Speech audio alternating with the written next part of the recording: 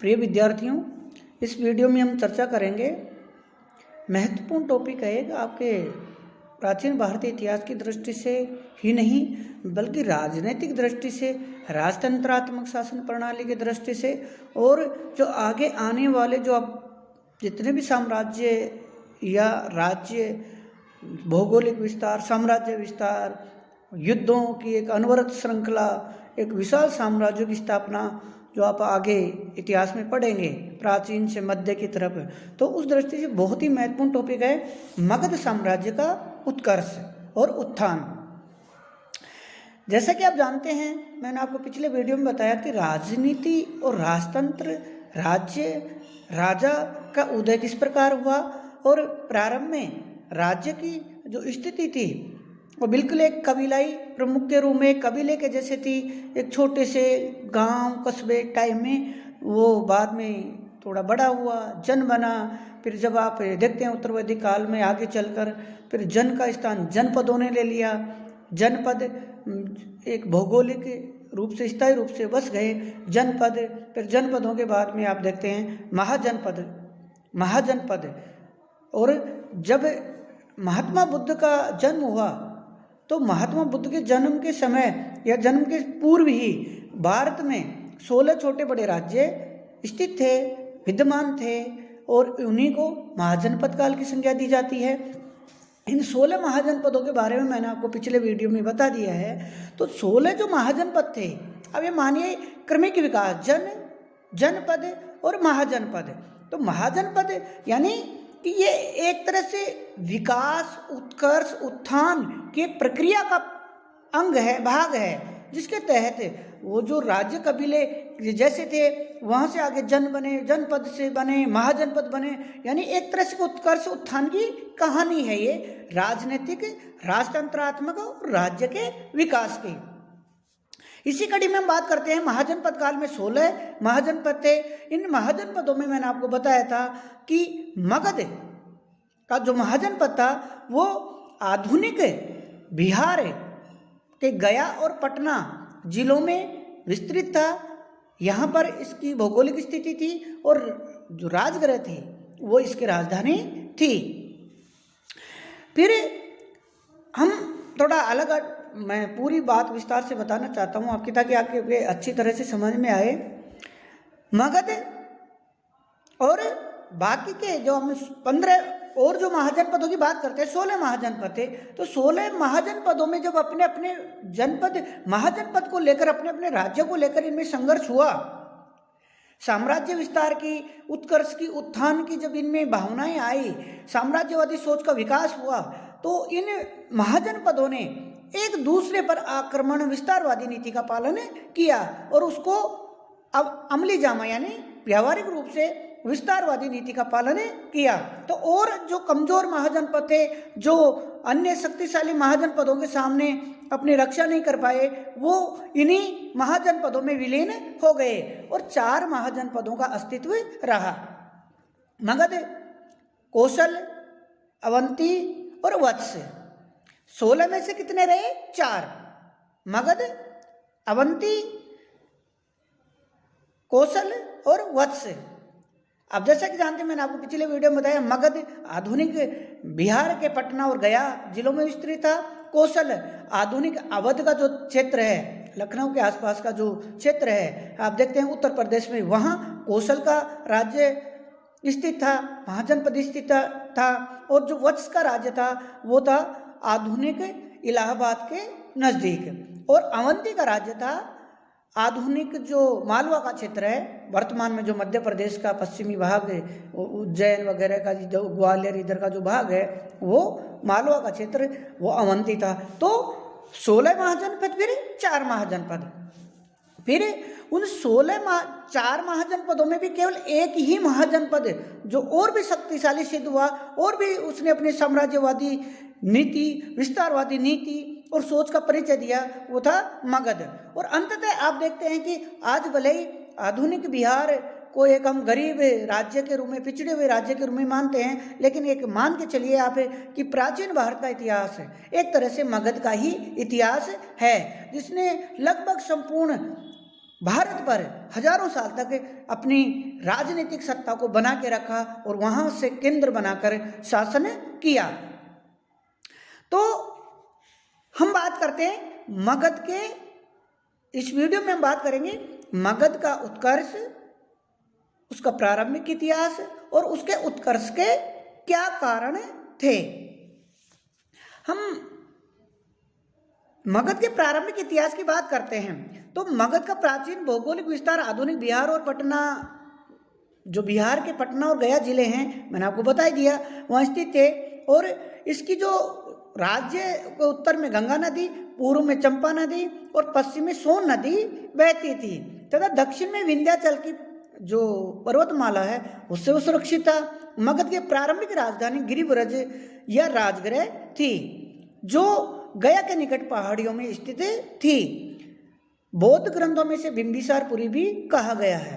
मगध जो महाजनपद है या मगध जो क्षेत्र है उसका सर्वप्रथम जो उल्लेख मिलता है वो मिलता है अथर्ववेद में। और अथर्ववेद में जो मगध वासियों के प्रति जो तिरस्कार की भावना प्रकट की गई है, इसका कारण था वे आर्य होते हुए भी ब्राह्मण संस्कृति के परिधि से बाहर थे और इसलिए उन्हें जाति भ्रष्ट समझे जाते थे। वैदिक साहित्य में मगध के एक राजा का नाम का उल्लेख मिलता है जो उसका नाम था प्रमनंद, लेकिन इसके शासनकाल की किसी भी घटना की कोई जानकारी नहीं मिलती। उत्तर वैदिक काल में मगध का साम्राज्य कोई महत्वपूर्ण राज्य नहीं था।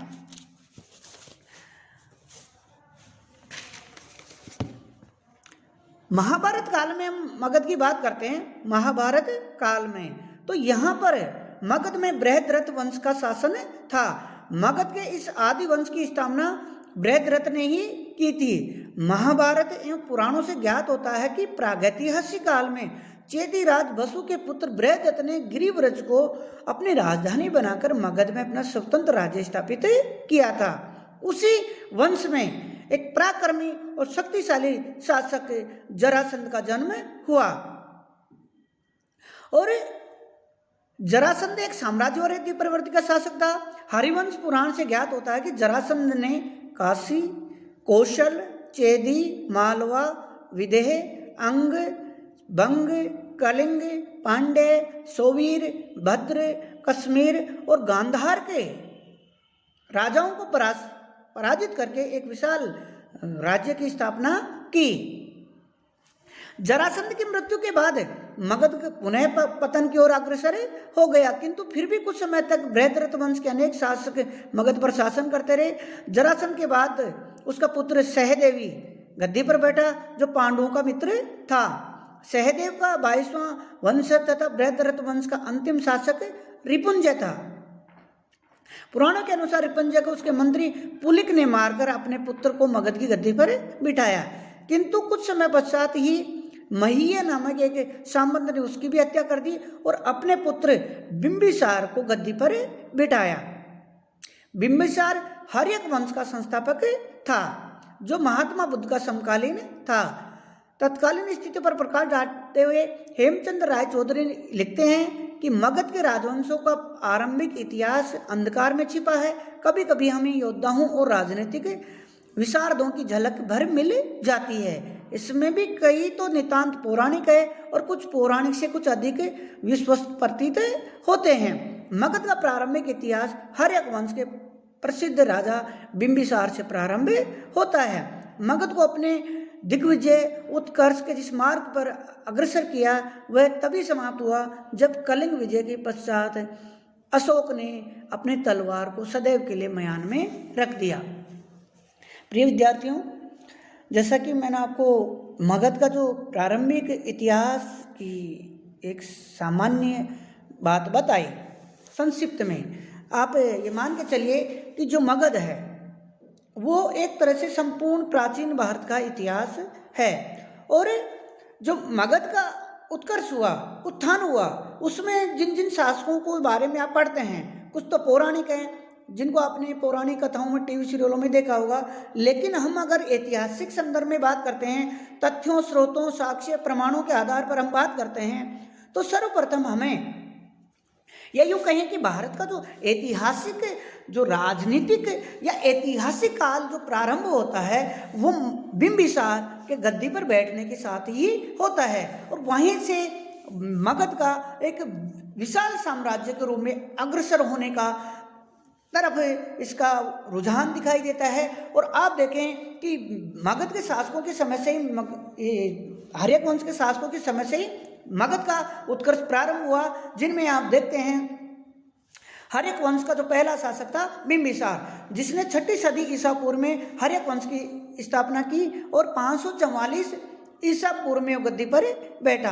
बिंबिसार ने 52 वर्ष तक शासन किया, 492 ईसा पूर्व तक। बिंबिसार के बाद अजातशत्रु, उदयन, आप कहें शिशुनाग के बाद में हम बात करते हैं नंद वंश के शासकों की। और नंद वंश में आप देखते हैं कि जैसे महापद्म नंद की बात करते हैं, महापद्म नंद ने एक विस्तृत और विशाल मगध साम्राज्य की स्थापना की।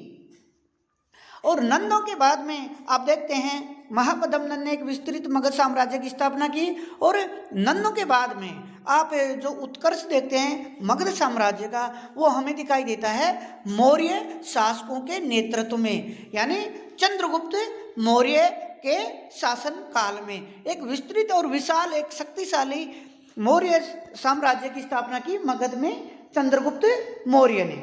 चंद्रगुप्त मौर्य के बाद में बिंदुसार के बाद में उसका पुत्र अशोक। और जैसा कि मैंने अभी आपको हेमचंद राय चौधरी जी के कथन से मैंने आपको बताया कि उन्होंने जो कहा है, जो अपनी भावना प्रकट की है, जो हकीकत बयां की है कि वो जो उत्कर्ष प्रारंभ होता है मगध का एक विशाल साम्राज्य के रूप में, एक साम्राज्यवादी प्रवृत्ति का जो एक विशाल साम्राज्य स्थापित किया, जिसका लगभग संपूर्ण उत्तर भारत पर, या यूँ कहीं कि उत्तर भारत नहीं बल्कि संपूर्ण भारत पर जिनका शासन रहा लंबे समय तक, लगभग हजारों साल तक, वो हर्यक वंश के संस्थापक बिंबिसार से प्रारंभ होता है। और अशोक जो बिंदुसार का पुत्र था, चंद्रगुप्त मौर्य का पोता, उसका जो रुझान था, जो उसकी सोच थी, वो साम्राज्यवादी नहीं थी, बल्कि कलिंग के युद्ध के बाद अशोक ने